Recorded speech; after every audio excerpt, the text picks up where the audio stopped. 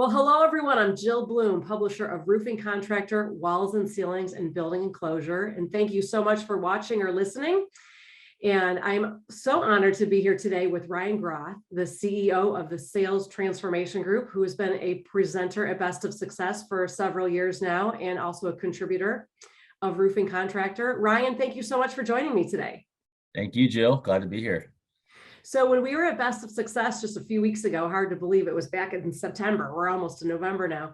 One of the things that you were talking about was the three levers of, of building of sales, right? And so there was so much great information that you were sharing, and I wanted to take a moment and kind of break it down a little bit more. So that being said, let's just focus on one piece of it. Can you take it from there? Sure. Yeah. I mean, I have my slides and I can just pull those open now. Does that sound good? That sounds great. Cool. So, yeah, it was a great honor to share, and there was a lot that we covered. But the ultimate answer to the question is like, how do I improve my company closing ratio? And before we talk about the three levers and how to do that, I just want to kind of lay the groundwork and just help us see the impact of starting to know our closing ratio and the effects of not knowing our closing ratio.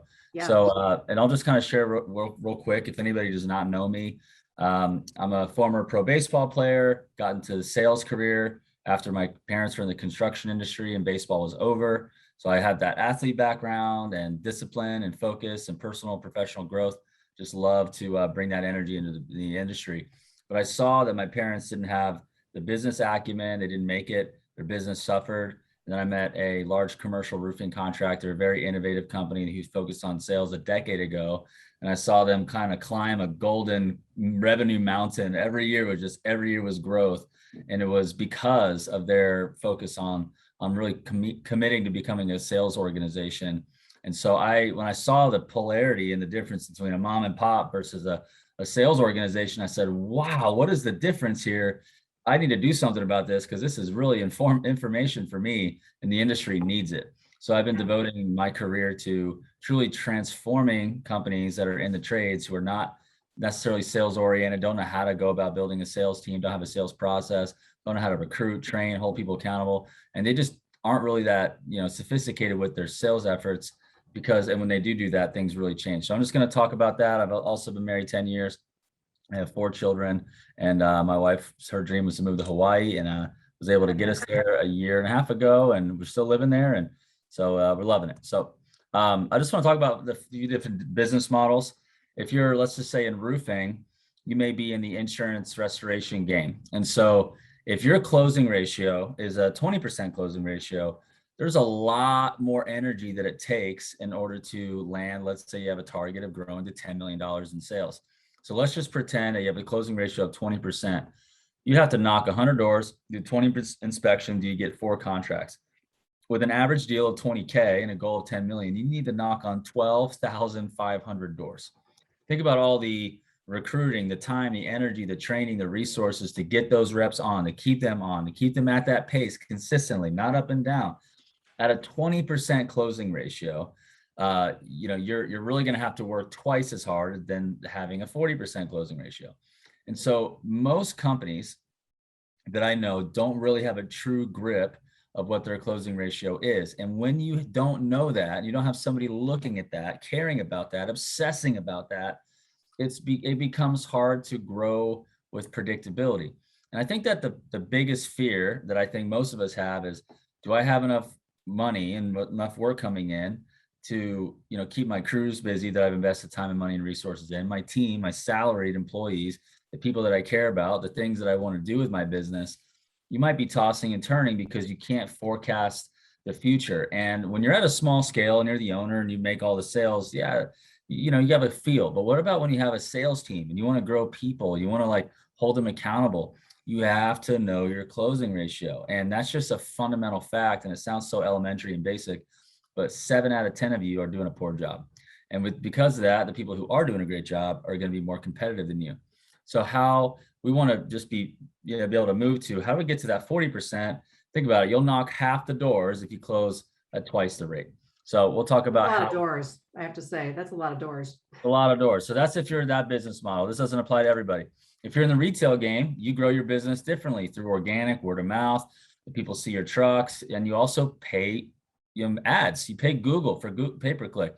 You maybe run Facebook ads. You maybe run YouTube ads. You maybe run ads in the different, categories of magazines and associations, and you're paying money to drive business. And if you pay 100 leads, you get 20 scheduled appointments and 15 sit/demos, and you get 3 sales. That's a 20% closing ratio, right? 3 sales out of 15. Now, what if you got 6 sales instead of 3 out of 15? Your cost per sale cuts in half. I mean, if you can pay for $667, this is just an example, to get 1 sale, that's amazing. At a $20,000 average deal size, this could be 10. Okay, I'm just using numbers here. You would need, instead of $667,000 of marketing spend to get to 10 million, you'd be only having to get it at 333,000. That's a big difference. I mean, 300 grand is a massive. What can you do with $300,000? You buy a brand new few things, right? You maybe get more software. You'd be able to have a new salary employees. You'd be able to have a better sales leader. You'd be able to put a production. You'd be able to do so much with $300,000 a year. And the reality is all you're doing is by having a better sales, more effective sales process or sales conversion mechanism. It is very, very powerful. That's just the ad spend, not to mention the time not being wasted by chasing leads that were bad leads, right? So there's a lot of opportunity just in knowing your closing ratio and saying, what would life feel and be like if I can close 40 instead of 20? Now let's look at the commercial side. This is another one. Let's say you want to get to $10 million in sales, and you have like seasoned sales estimators who know your trade, and they're putting up $2 million a year. That's like most owners, when they wear every hat, could do 2 to 4 million by themselves. And then eventually you have seasoned, estimators that could do 2 million. Let's just say you're paying them 2 million, 75K a year. And we could even pay more on the higher level if you actually committed to salespeople instead of sales estimators on the price of what you pay them. But let's just say bottom line, you want to get there and you have to bid $50 million, average bid of $100,000. Okay. At 20%, you're looking at 375K. If you bid half of that, because you have a 40% closing ratio, not even bidding as much, but the same deal size, your payroll is half that, right? So just in payroll, not to mention time wasted and better clients and the wrong clients you don't deal with anymore. That's all up there for debate of what else we can realize on ROI. But another illustration, you can have a $4 million producer and that person's closing doubly as effectively. So it's very, very powerful. And if you want to get to 30 million, you start to look at the numbers, you're well over $1 million in payroll just to have the staff to estimate and sell and generate that much work in order to get that. What would you do with another $500,000, right? $500,000 is so, when you just look at the costs, every time you save money, it's like making a sale, right? And so I just want to kind of lay the groundwork. Like, what's your closing ratio? Do you know it? Do you know it? You need to know your closing ratio. If you don't know it, get a grip on it. And the way I like to measure closing ratio is concluded deals that were concluded. What does that mean? If I bid 10 jobs and I found out the answer to all 10, 3 that came in my favor and 7 that I didn't, now I have a 30% closing ratio. But if you bid 10 jobs, 5 were concluded, 2 went in your favor. That's 2 out of 5, right? So two sales divided by 5 concluded was a 40% closing ratio. Because guess what? There's 5 more that the jury's still out on. We could follow up. We can find out what happened. And so your closing ratio needs to be measured. It's hard to do in a spreadsheet. You need to be doing it in a CRM. And CRMs if you don't have a CRM that tracks your closing ratio, you're in trouble. And you should know your closing ratio by residential, by retail, commercial, insurance, whatever your business models are, break it down. Because when you're able to double click on any of those areas, you can find out the real reason. You think that you're bidding a lot of work and it's good, but it's maybe a reflection that you have a bad sales process or your salesperson isn't really doing a great job. When you want to inspect what you expect. If you expect them to have a high closing ratio, inspect everything they're doing. And I'm telling you, your people will thrive under an accountable environment where they're not left to their own devices to be successful. And when you start to pay attention, it really changes the game. So that's the kind of ground. So question for you, Ryan. So let's say I'm a contractor and I know that my closing ratio, I'm only closing back, 3 sales, but I want to go, I need to figure out how to make it 6, like you were showing on that other slide. What are the things, what are the pitfalls? What are contractors doing that are screwing it up? I guess that they're changing. What is it that they need to change if I need to go from 3 to 6? Yeah, there's a lot of things. I know we have a bunch of other things to cover, and I could talk about this for hours and hours. But I would just ask the question, like, am I trying to sell somebody who's not really a great fit for us?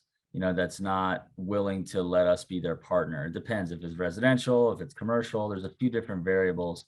But ask the question, am I doing a good job qualifying? And you may say, well, I don't even have a sales process that gives me the power and the permission to even know how to qualify. I mean, I just think that they have a building, they want some help, and I'm just going to tell them how I can help.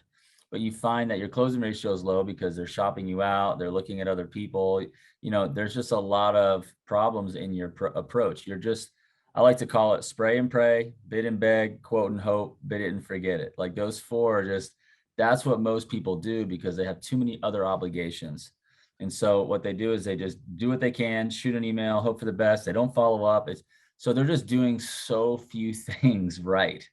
And then if they just added, it's like a spoke of the wheel. If they just added the right elements of great salesmanship, whether it's sales process, the right type of salesperson, the sales approach, the follow-up game, the decision makers, everything that goes into that, I'm telling you, it is a phenomenal improvement when you start to make those. So there could be a lot of things. I could probably inspect that and figure it out if we talked, but I'm going to go over those in more detail over the next several sessions here with you, Jill, and I love it. A deeper dive. Ryan, that's such great information. And I'm so excited to share this with contractors so they can really dive in and figure out what their closing ratio is. And I know we've got lots more to cover because we've got a whole series of great videos like this we're going to do. But thank you so much for your time. I really appreciate you spending the time with us and your insight. If anybody has any questions for Ryan, how do they get a hold of you? What's your website? Yeah, they can go to salestransformationgroup.com. I'm also on LinkedIn. You can find me at Ryan Groth. You can find me on Facebook, Instagram.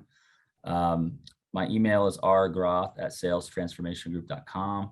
And you guys are welcome to contact me. And my cell phone number is 808-463-0974.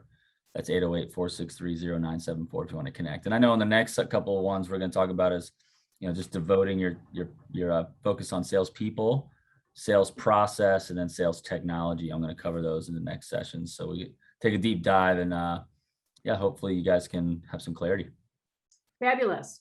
So if you need to reach us, the website is roofingcontractor.com, wconline.com. And while you're there, make sure you sign up for our free e-newsletters.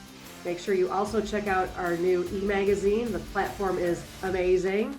We had an incredible article on Ryan here before Best of Success. You'll have to check that out. But bottom line, please stay safe and healthy, and we look forward to talking to you next time. Hey!